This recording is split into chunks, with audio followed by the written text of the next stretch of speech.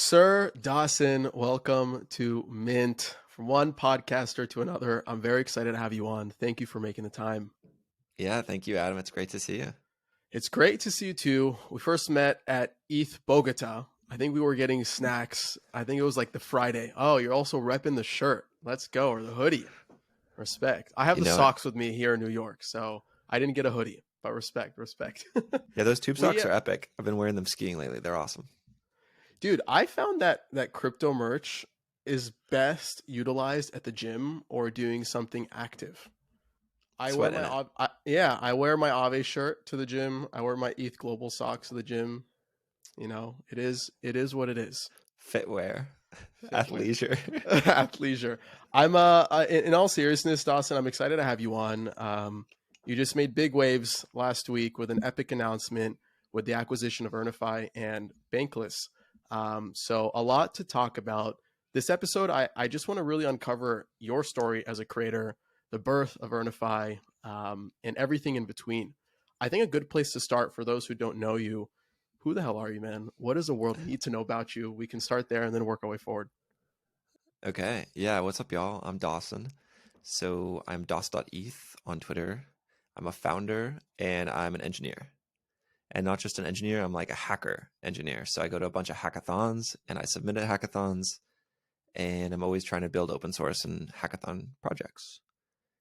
What I did last week was that I sold my company to Bankless, and I'm now a part of Bankless as the CTO of Bankless Labs, which is their tech division, where we will now be building out more and more tech tools. So previously, Bankless was a huge media organization. Now it's going beyond media, and it's building tools for your Bankless journey. Very simply put, I like that. But you also forgot that you're a podcaster as well, Dev3, right? What about Dev3, man? What about Dev3? Great. Thank you for that. I do too many things that I can't usually remember. So I'm a podcaster as well. I do a podcast called Dev3, which is for developers in Web3. We don't hold back on technical content. The idea is it's for engineers to stay up to date on the engineering side of crypto, because there's tons of news sources out there, but very few of them are targeted towards engineers. And so staying up to date on the technical side can be tricky. Got it. So quick plug for Dev3. For those who haven't come across the podcast yet, what are some of the day-to-day episodes or the common themes that you sort of discuss? Yeah, a lot of the themes that come back over and over are with Patrick Collins. So if you don't know Patrick Collins, then most of the rest of this intro may not make as much sense. But he's a smart contract developer and developer advocate at Chainlink. So Patrick and I, for instance, we jam on like just current topics. So like Tornado Cash happened, the dev went to jail, and we were both just like, oh no, are we about to go to jail? We talked through like, oh, are any of our projects like jail ready? Like, are we going to go to jail if these get looked into? But then we also just talk through like some really specifics around Solidity, which is the programming language on the Ethereum blockchain. It's like the main language people use, and just like nerdy stuff about Solidity that only developers would get, really. Got it. And how long have you been a developer for? I've been a developer. Let me check on my website right now. Actually, so I set up my website That's the originally. most It's like, developer thing you could say. Let me check on my website really quick to let you know how long I've been developing for. yeah. So on my website, I have a resume section, and I count the duration I've been doing software engineering to 8 decimal places. So you can watch it just go like tick, tick, tick, tick, tick. So software engineering for 11.1798 years. Nice. No, that's sick. That's really cool. Yeah. Oh, and Ethereum and Solidity, it's close to 4 years. Okay. Wow. How did you get your start? Like what was your go-to project or what was your initial inspiration for jumping into code?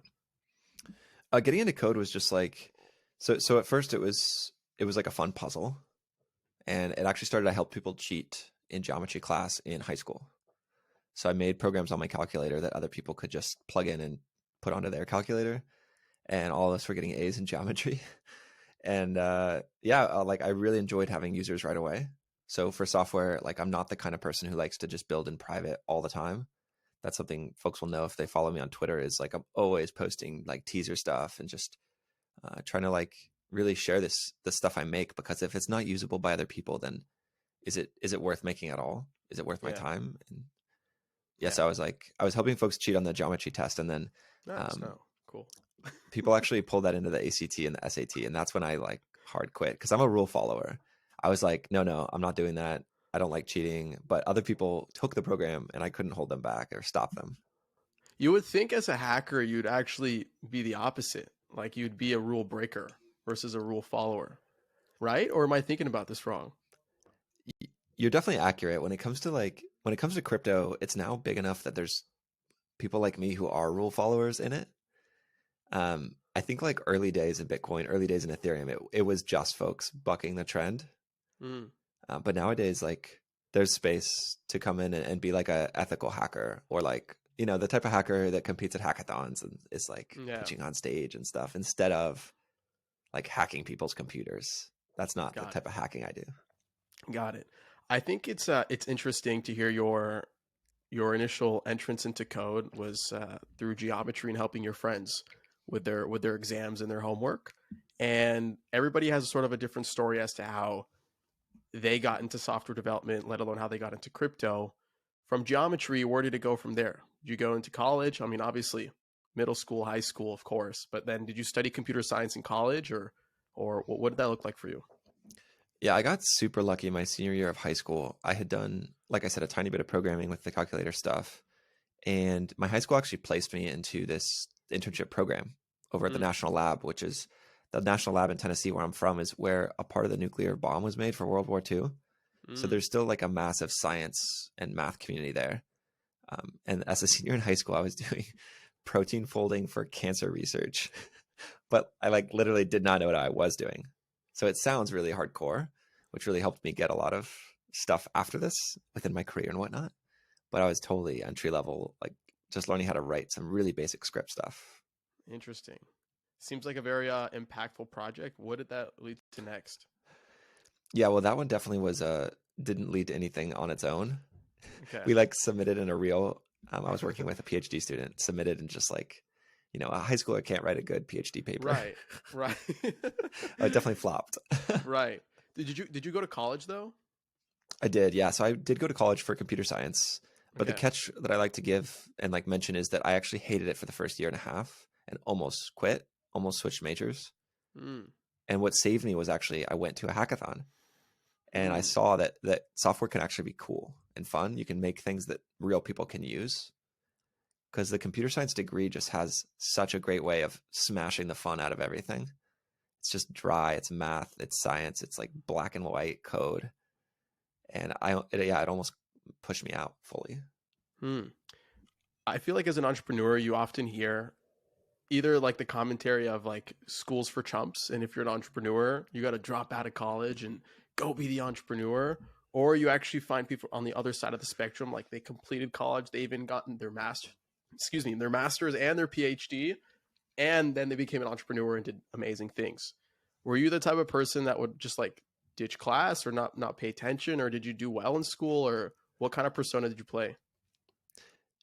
Yeah, I was the kind of person that I always did decent in classes pre-college without having to try hard. Once I got to college, I was definitely riding the line of like B minus, which at my school you couldn't get C's in your major classes or you'd have to Mm, retake them. So I was definitely like would literally sleep through I think half of my classes, but I would show up. I would always show up, and I would always be there. I wasn't the kind to like completely ditch everything and be like, oh, got to start stuff. Instead, I would go to class, try to listen out of the side, and then work on hackathon stuff. And I made the hackathon at my college as well. So I was like already an organizer and like trying to build community stuff oh, then. cool. Cool. That's sort of how I got started as well. I mean, at least into crypto, I was terrible in school. I got like D's and F's on all my exams, but thank the Lord for the curve and being able to round me up to like a C and a B. But I spent a lot of my energy just trying to do extracurricular stuff because I was just able to maximize my time the best that way versus being locked in like a study room for God knows how long. Um, so joining all these clubs, even starting clubs, and I helped organize like the first hackathon, like crypto hackathon What? at We my didn't talk about college. this? I didn't know that. Yeah, yeah, What was and the name of it? it was the USC blockchain hackathon or something like that. Okay. Yeah, one of those trio of keywords, whatever whatever order. But a lot of my interest came from all the extracurricular stuff, which also I feel like explains my love for going to all these conferences and all these events, because it works in tandem with sort of my early beginnings in my quote unquote career, and kind of like reflecting on how we met. Right, we met at ETH Bogota at the hackathon. It was on a Friday. Went to go grab a snack, and it was like me, you, and Ellie. And we just like bumped into each other, and for whatever reason, just like kicked it off, just like immediately. And at the time, I didn't know this. Ellie didn't, like, we didn't know this, but you're already in discussions to get Earnifi acquired, I presume. And then, Very much so. yeah, a few months follow a month later, and here we are today. So Dawson, I want to talk about your entrance into crypto, because Earnifi is a very unique product. It's also a very simple product, but it works, and it's done wonders to people in the community. So for those who aren't familiar with Earnifi, really quick, can you explain that? And then I'd also love for you to talk about how did you get the idea for it and the entire process of just like bringing it to life. Yeah, so what Earnifi has done super well the last 2 years, since I started 2 years ago, is it's the airdrop checker. What this means is you can paste in your address and it'll tell you if you have unclaimed airdrops. And these are only high quality airdrops. So Earnifi filters all the spam for you. And what that's led to is over $150 million found. And I did this as a solo indie hacker, builder, dev, CEO, all the things, trying to operate a company solo. But Earnifi is becoming more than that too. Only as of recently, we've expanded past airdrops. We can get to those other areas of things that we are expanding into shortly. Okay. So how'd you get the idea for it initially? Yeah, so if we rewind to February 2021, this was, think about it, about 1 year after COVID started. DeFi summer had finished. So there was like a lot of different DeFi things launching. Uniswap had launched V2, and Uniswap did their airdrop. And then come Christmas, the Christmas that's 2 months before what I'm describing here. That Christmas, Uniswap, 1inch did their airdrop, and then 1inch did another airdrop, and then so yeah, come February, there's an ETH Global Hackathon that was online only, because during COVID they were just online only. I realized that there was actually multiple things you could aggregate to search for. So there was already Uniswap and 1inch, and I was like, well, maybe this would be useful already for just two. Did some quick Google searching, and there was actually 5 different airdrops that had happened already. And I didn't even know about the other ones. And so I was like, wait, if I don't know about the other ones and I spend all day in this stuff, then like, geez, how many other people aren't up to date? Like, you have to scroll Twitter and Discord all the time to search for these things for your wallet. So I threw it all into one really simple user interface where you just paste your address. It's just a search input at the top. And literally the UI from 2 years ago on the homepage is the exact same as it is today. Wow. So that started at a hackathon. We met at a hackathon. Everything just happens at a hackathon for you in your life. That's literally just the conclusions that I'm coming to. Yeah, and ETH Global hackathons. So I owe a ton to the ETH Global team. That's epic. Was this your first project that you attempted to start in crypto as an entrepreneur? It was, yeah. So I've submitted to hackathons before, but I always did them as kind of toy projects, things that stay on GitHub or things that just stay open source. But as soon as there was traffic on this, like, I had a really lucky launch. So the launch of this, I posted kind of like a sizzle, like a sneak peek tweet with like confetti falling, and this person had a bunch of airdrops in the GIF in the little video. It got like 600 likes. At the time, I had 200 followers on Twitter. So I was like, whoa, people want this thing. I was out skiing the next day. My phone wouldn't stop blowing up. And my roommate was just like, dude, is that thing blowing up? Like, what are people doing? He was into crypto, so he like kind of got it. And so when we got back from skiing that day, I just went so intense, like actually publishing it and giving people a URL to go to. What was the most difficult part of either bringing Earnifi to life or just maintaining its existence for so long? Yeah, I think the hardest thing is battling spam. Okay. So airdrops just have such a bad rap of like, that literally like 90% of them are low quality or not worth your time. But in addition to not worth your time, like, there's even ones that are dangerous for you to sign the wallet messages and whatnot. Like, it's Right. insecure. And so like taking something from the moment it launches on Twitter, like 30 seconds after, to try to figure out if that's worth pushing notifications for is like a ton of responsibility. There's 250,000 people subscribed on Earnifi. Wow. So if I push out some garbage, you bet I'm going to feel that. And like Wow. I'm the support person, so I'll get those support messages. That's wild. Because I remember getting a lot of airdrops, and I still get a lot of airdrops that just seem really shady. But they're like $15,000, or at least they look like that on the surface. I remember one time because I use Zerion's mobile app to wallet watch, especially my wallet, my portfolio. And I remember one time, dude, no joke, I got an airdrop of like $1 million. I swear, it literally showed my portfolio being a mil plus, and I was like, what the hell did I just get in my wallet? I was like, this doesn't make sense. And I remember in like the meta description of the Zerion token details, it was like, visit this website to claim your tokens, And I'm like, wait, so I just got an airdrop of supposedly $1 million, but I have to go to this website to claim the tokens. And checking on all these pools, like there's very low liquidity on it, like they manipulated the price. And just to understand, I don't know, it was like it's super confusing, and I can imagine how many people actually fall for scams like this. So how do you sort of like combat the bullshit airdrops versus the shitty airdrops? Like, what is your signal for filtering noise?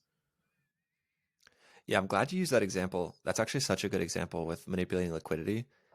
But the way that I would like try to encourage folks is like education. Education is what gets you from falling for some things in crypto, like from bad stuff. But the like 30-second TLDR, like too long didn't read for airdrops, I'd say these things. So on Ethereum mainnet, if someone sends it to you, they pay the gas, it's definitely spam. Don't even touch it. Don't touch anything there. That's how I've lost money on other networks. I've like totally fallen for that exact play you just described. I hope you didn't, but I did. um, so like these high value airdrops that I'm describing, you have to actually go claim them. So you have to pay that transaction fee. And that's the whole point of what makes Earnifi useful is you don't know what you have unclaimed out there. You kind of just get added to this whitelist. It's very similar to NFT whitelists or NFT mints, like early mints. Is like your address is uniquely on this one list out there, but you have to know to go to that to actually call that claim and like pay for the claim in some instances. Got it. Makes sense. So from a technical perspective, underneath the hood, does that entail you just sort of indexing like on-chain data, right? And trying to find all the new uploaded I guess allow lists to make sense of all the noise and whatnot, or how does that work underneath the hood? Yeah, if you were to simplify it, it's basically like a huge list of just checking like which things you match. But to make that happen, of course, it's so complex with how many types of different claimable things there are these days. So yeah, Earnifi covers airdrops, as we mentioned, like some whitelists, some early mints, all pull-up tokens. So there's like 4,000 or 6,000, I can't remember, pull-up tokens that it searches you for. Wow. And they all have kind of like different methods of how they search and check within the got it system. got it It's crazy. It's such a simple tool. It's literally like it solves such a simple problem, but such an important problem. And the fact that you've been able to unlock $150 million, do you ever just like do you ever reflect on that for a minute? That's wild. That's actually insane. It's actually insane. I have such a hard time imagining the 150 million, but what I recently imagined, because I've been watching the World Cup, so the soccer matches, one of the stadiums that holds, I think, 90,000 people. And one day I was watching, I was like, oh, Earnifi is that times two, like times two or three. That's the amount of people in this database. That's crazy to see and think about. Like That's my wild. college times 10, That's that kind of wild. thing. When did you introduce monetization? How far into the process? So I had actually a really weird situation with monetizing that's kind of entertaining, I think, for anyone out there who's a creator, builder, entrepreneur. Um, they say like moonlight if you can, like try to keep a stable income, work on this thing on the side. I had the opposite. I had a sudden change in my main work right around when the hackathon was happening, and I was unemployed. And so I was suddenly in this moment where I could execute on this mission of starting my own company. I've always wanted to. I never felt like the time was right. And so when Earnifi came out and it won at the hackathon, I was like, now I need to figure out monetization. So from day one, as it was catching traction, I accepted email addresses. That was going to be how I was going to start re-engaging folks. And I didn't know what I was going to do yet, but I knew that if I had a list of people, at least I could start to create a community here. A couple weeks later, an airdrop came out that I just decided I'm going to put behind a paywall. So I'll tell you the dollar amount you have, but I won't tell you what airdrop it is. let's see if this pattern works. And that's been the pattern ever since for how Earnifi works. So you're never paying for something you won't get. Got it. Very fair. I'd argue that's very, very fair. Let's talk about product marketing for a minute, because the fact that you just said that you've captured essentially like a Web 2 data point that is otherwise very frowned upon in Web 3. Like many websites don't even have Google Analytics to understand where their users are coming from. Um, they don't capture emails. They don't capture any of that data to retarget. But it sounds like from a product perspective, capturing email was like one of the most important things to Earnify success, because that constant feedback loop and drip emails sort of led to that constant communication. Can you walk me through that a little bit more? Yeah, I definitely want to add that I didn't figure out any kind of advanced marketing scheme. I actually haven't done any type of drip emails. Um, I'm like I'm like the engineer of engineers. Like I didn't Got it. develop my marketing skills really at all during Okay. this time. What I did do though is I would re-engage with folks on email only if they matched an airdrop. Mm, So it just has this reputation of zero emails. Like people think it's broken because if you're not getting emails, you're not getting airdrops, and then you're just like, well, Earnify is broken. No, that just means you're not getting airdrops. And so that was the pattern I always took: is like as few messages as possible, very minimalist. But you're absolutely right. I had to accept emails. That's the catch about Earnify is if you're going to get notifications, well, how do you get notifications? There is no Web3 notification tool. Push protocol is trying this, which I'm using Push. So Earnify pushes out notifications decentralized. Like you don't need your email address if you sign up through Push. But like, yeah, email is the way. And I think that's okay for certain types of applications. You just got to go for it. And that's why Earnify is now becoming the Web3 notification tool so that not everyone has to go accept emails individually. let's talk about that, because the idea, this vision of becoming the Web3 notification tool, is that a relatively new vision with the acquisition of Bankless? Is that something that you've been preaching for a moment now, or what does that really mean? Like the notification tool for Web3. Explain that further. Yeah, so I've been preaching it for a while and really pushing into that slowly. And the reason I push into it slowly is I care so much about not sending spam. Like I of all people hate emails you don't need or misleading emails. And so I've really added these features slowly. The first one I knew everyone would want is like, is your ENS name about to expire? Yeah, you want to know that. You want to get an email for that. Everyone who has an ENS name paid real dollars for it. And so I think in almost all situations, you want to get an email there and you've got that pull-up token. Yeah, you need an email there. That's not an airdrop. And so Earnify is definitely expanding past that already. And then just understanding and learning about token mints and NFT whitelists. That's been a whole new world. You all go hard when it comes to whitelists and like minting early and all this. And it is really a tricky move to keep up to date. But that's hopefully something Earnify is going to do better and better from here on out as well. Got it. That makes a lot of sense. I remember I had this idea for like the ENS ferry. I remember seeing this meme on YouTube, Remy Galliard, I forgot his name. Old like YouTube creator, where he would just troll people in France, and he had this one bit where he'd walk around uh pay machines, like the where cars sort of like the pay meters, and he'd just go around and like put quarters in them, if he saw them expire, and he just like literally wear like a fairy suit, just like dump quarters in all the pay meters. I was like, there needs to be like an ENS ferry that just consistently like reimburses or just like re-ups somebody's balance as soon as they see it expire. And I feel like that's like the closest thing I've heard to that solution. So props to you.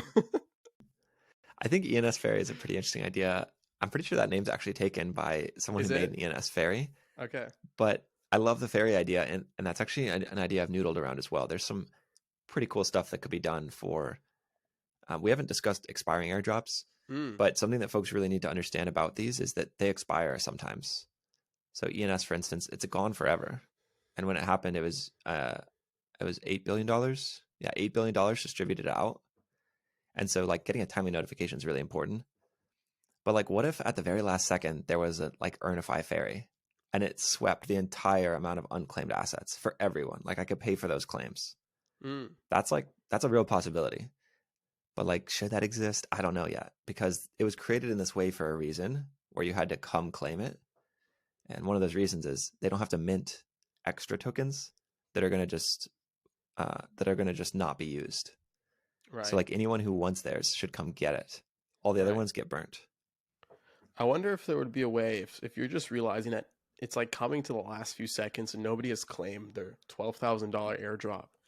If there would be any way for Earnifi to take it, like if you're not going to take it, like it's up for grabs. Obviously, I don't think that's possible because as it's hard coded, right, and written in contract. But I don't know. That'd be a fun concept. Like it could work in the real world. Like you're not going to take the muffin, I'll take it. Like and you just like you get out of there. But Like day old bagels are half off. I yeah, love that. exactly. Exactly. You'd be shocked the amount of folks that send in support messages with a picture of Vitalik.eth, and they're like a 50K airdrop. They're like, why can't I claim it? And I look at the email and I'm like, you're not Vitalik.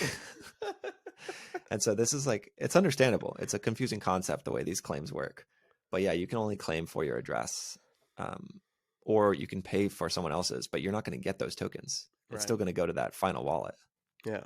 I'd love to talk more about your journey of being a solo entrepreneur because as a one man show, you're doing everything and everything's on you. And one of the most strenuous things I can imagine with a tool like you built is the customer support, amongst other things that you're probably taking care of on a day-to-day basis. How do you manage your time? How do you split your time between adding new features, fixing old ones, answering customer support, doing all the social and Twitter engagement, all the above? Like what does that look like for you? Yeah, I think the important part is to determine, I've heard this analogy. So you're juggling, and when you Right. juggle, you've got 3 objects. Some of the objects you're juggling are made of rubber, and some of them are made of glass. And I heard this analogy in terms of like family. So like one of the things you have as a family, you've got your work, you've got your fitness, you're juggling it all. You can drop your fitness for a couple days or a week. It's fine. But if you like stop loving your family for a week, that might shatter. And so when I'm working on Earnifi, I think about my entire life in the same way. So when I'm juggling, I am willing to put aside fitness, for instance. I'll drop that for sure if I need to. And when it comes to customer support and Twitter and engineering, I'll drop Twitter first off. That's for sure. Twitter does not bring me much joy on the Earnifi account. On my personal, I love doing all things Twitter. I'm pretty much always scrolling it. But like if I have to turn that off, absolutely. Turn off my phone, absolutely. I'll do those things in order to make it work. And then once in a while, you got to give up some sleep. But in the end, keeping the product really focused and simple is what has allowed me to do what I've done. As you mentioned, it's a very simple product.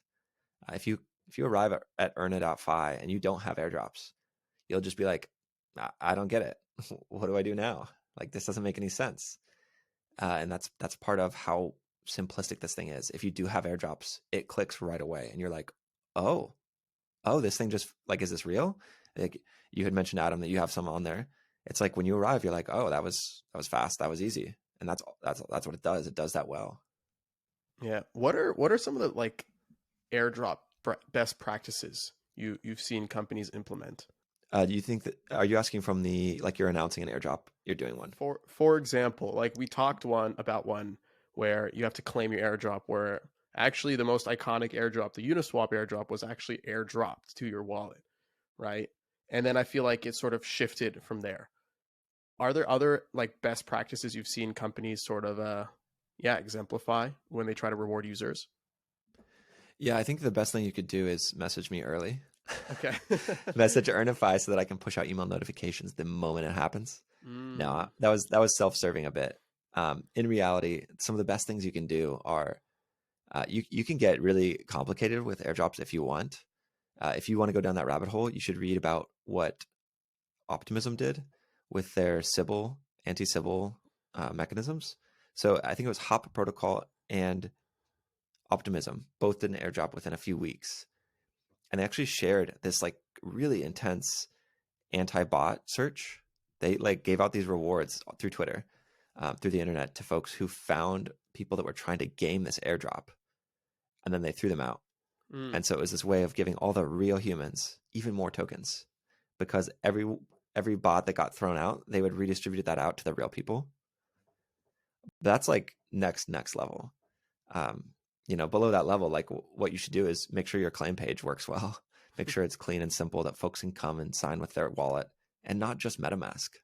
Make sure you're supporting other wallets. You've got Coinbase Wallet. You've got Gnosis Safe. Like Gnosis Safe is a huge one that if you don't make your claim page work properly, you're not going to be able to do that because it requires multiple signatures. Right. Yeah, that makes sense. I feel like you have so much depth and so much knowledge, just going through this journey for the last 2 years, and now coming across this new announcement with Bankless. I'm really excited for this next journey of Earnifi. I'd love for you to share, like, why Bankless? How did that come about, and the entire story of this new collaboration, this new partnership? Yeah, so I'm a fanboy of Bankless, and I have been for a long time. If you look back, I spoke at a conference like 8 months ago about Earnifi and the story of Earnifi and just how to build products in Web3. And I had I had my Bankless shirt on, and this was way before I talked to them ever. And then in addition, there's a separate conference like 2 weeks later. I wore the same shirt. So I've really always been a fan of the media that Bankless puts out. Bankless is such a good news source for legitimate Ethereum news, legitimate like news about being bankless. So not just on the Ethereum blockchain, but they cover a few other things as well on there, trying to always push what is the ethical way that we can decentralize and move away from banks and move away from these hacks. Like they never supported FTX, for instance. They never like they're totally good actors in this space, and they're folks that I've learned how to do DeFi and how to do Web3 by listening to them. I've listened to at least an hour a week for the last 2 years. Damn. So you're a Bankless fanboy. You're like as girly as it gets. That's great. Like such an organic sort of next transition, it seems like. Yeah, I would have never considered Bankless doing this type of expansion. Otherwise, this would have been a goal of mine, like way before they even reached out. But yeah, as soon as they reached out, I was like, absolutely. If I were to consider an acquisition with anyone in the world, it would be Ryan and David. Hmm. Ryan and David are the guys that run Bankless. When you started Earnifi, did you think that this would be acquired one day and like it'd be a part of something else, or have you ever felt like I can continue this, I can grow this out, I can make this bigger, better, and just be like this solo entrepreneur that I am? Yeah. Well, so something I never considered that it would be acquired. Okay. No. I understand that other folks might be interested, but I actually thought that it would be something that I would always have the market cornered and I would never need to expand. And now I realize that there's actually a lot more need for claimable asset notifications of all kinds. Like just Mm. Web3 notifications are so much bigger than it was 2 years ago. Like 2 years ago, it was go claim these airdrops, and like maybe your compound finance loans need they're going to get liquidated. You need a Mm-hmm. notification. So now it's become so much bigger that no, I could have never imagined this, and I'm excited about it because this step was required. It was either bringing on more developers and potentially getting venture capital funding, which is something we haven't mentioned. Earnifi had zero VC funding. Mm. It needed some type of growth for sure because of where we are right now in the market and the folks that are coming out with similar or products in places that Earnifi could have expanded into. That's now happening in this market. So elaborate on that a bit. Like, what do you see else that's needed? Yeah, so something else that I see needed is there's this idea of getting notified of something right now. So you have an asset to go claim right now. But then there's these things of like longer term. So maybe you are always holding your ENS name, for instance, or you're always watching to wait for this one ENS name to be available to go bid on. There's this idea of like in the moment things. So it's not just like Uniswap came out and now I add it to Earnifi and now I push those notifications. This is something like at all times, anyone who has a wallet could be paying attention to this thing and this thing should notify them. And that's mostly an engineering difference. But in the end, it's going to end up enabling way more types of notifications. Got it. That makes sense. I'm curious, like, as someone who actively uses Web3, I've actively come across scenarios where I wish I was notified when something were to happen. I think the closest thing that I guess most recently that I've come across is like SMS notifications when a music NFT artist that I like is dropping a song, and getting notified when it's happening, because many times you have to be there in the moment to claim the limited edition, right? Otherwise, you're going to pay a premium on the secondaries. I haven't come across an instance where I've had to claim an airdrop that was, I guess, had like a countdown to it, and it was limited on time until recently, where I've been integrating Earnifi into my day to day, my weekly kind of like Web3 consumption, and I've come across new tokens that I had never heard of. That I was like, oh wow, like I didn't even know I qualify for this, and it's mine. Like I'm gonna go claim it. So I see the notification layer. Something that troubles me is like the notification layer for wallet to wallet messaging. And I think Web2 has done like distribution and communication really, really well. And Web3 is trying to like make its way into that category, but we're not there yet.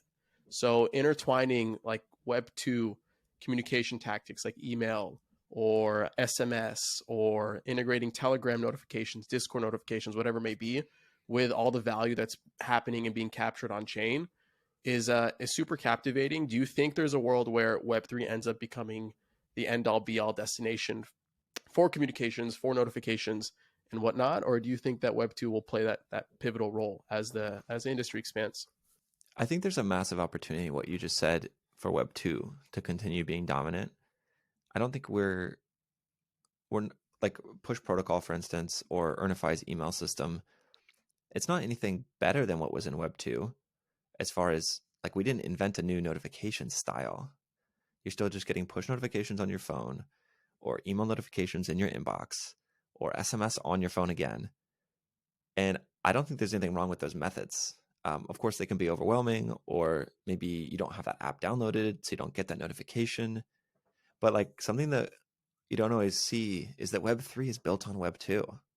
You can't separate them. We can try to separate from these like siloed towers of, Facebook and Twitter having your data, yes. But like, when you're publishing on Lenster, you're still hitting a Lens API. You're still hitting one server located in one place on the East Coast, ran by Lens, by the Aave company for the time being. Like for the time being, we're still built on Web 2. And that's okay. I don't think Right. there's anything wrong with that. Obviously, Earnifi is a product where, like I said, except email addresses, there's a database. Like sometimes the Web 2 technology stack is useful. You need to keep with it. Got it. And if I recall correctly, I have to ask because this is a podcast and it's clickbaity as hell.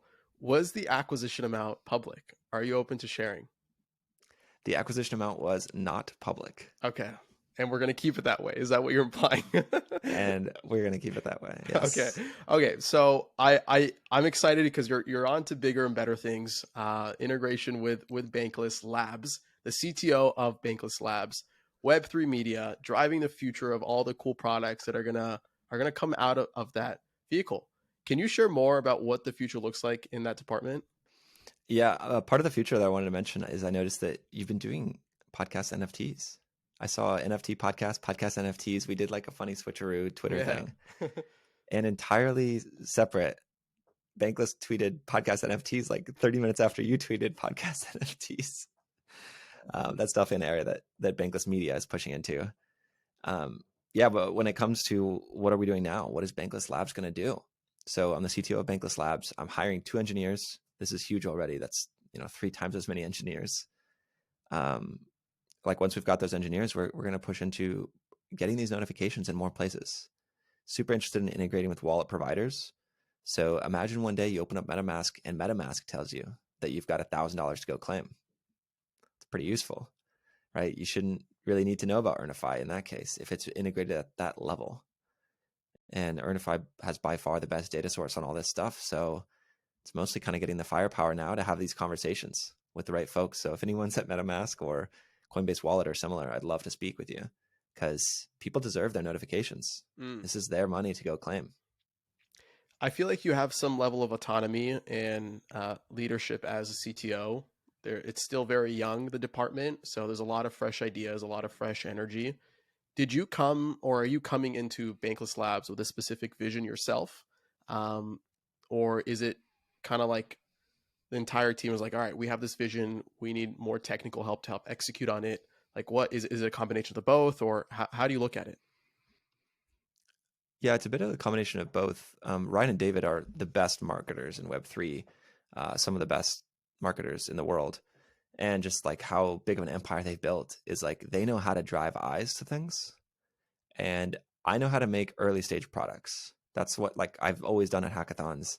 And we think that combining these two skill sets together with some more engineering talent on the team means that we can do the full circle from launching something early to growing it and making this thing help more and more people. So they came in with the idea of we want to make Earnifi better and bigger. And I came with the idea of like I would only have sold Earnifi to someone who I can continue doing Earnifi with. Like I don't want anyone to kill this thing because the world needs this. The world needs these notifications. If it's gone, that 150 million that happened last year or last year and a half, that's gone too. These like notifications to everyday people. So they want to just grow it bigger, and so do I. Okay. Well, look, dude, I'm excited for you, as I've said multiple times, because I genuinely am. I think it's an epic collaboration, a W for the entire space. So, congratulations to you. Congratulations to Bankless. I'll be watching, I'll be playing with the products. Shout out podcast NFTs.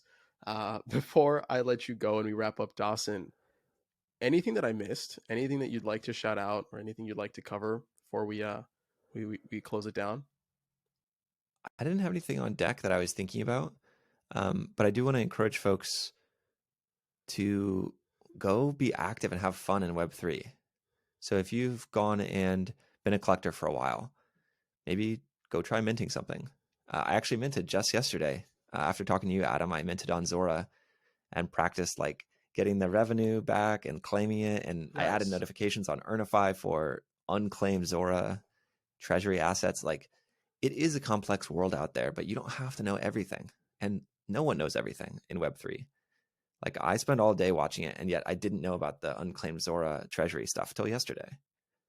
So I would encourage folks, like, don't be just a consumer, be a creator. You know, if art's not your thing, do some code. If code's not your thing, do some podcasting. If podcasting's not your thing, just show up at a conference. This space is so welcoming because we're all still so early. So just get out there and make something cool. Amazing. Dawson, where can we find you? Where can we find Earnify? Where can we find Bankless? Shill it away, and we'll wrap it up. Yeah, you can find me primarily on Twitter. It's Dawson Botsford, DawsonBotsford. You can find Earnifi at earni.fi. So that's EARNI.fi. And then Bankless Labs is actually, so we've parked the Twitter, but Bankless is who you should follow for now. Bankless Labs is kind of this tech emerging thing that we're figuring it out. Yeah, Ryan and David have been sure to say this on the podcast, which is that this is early. Like we're 1 week in to merging these ideas. So be patient with us as these things get more of a cohesive story.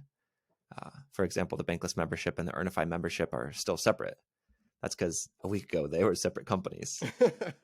Yeah, so be patient with us, but we're definitely building stuff for your journey to go Bankless. Amazing. Dawson, thank you so much. We'll have to do this again soon as we release more products. But till then, have a good one. Thanks so much, Adam.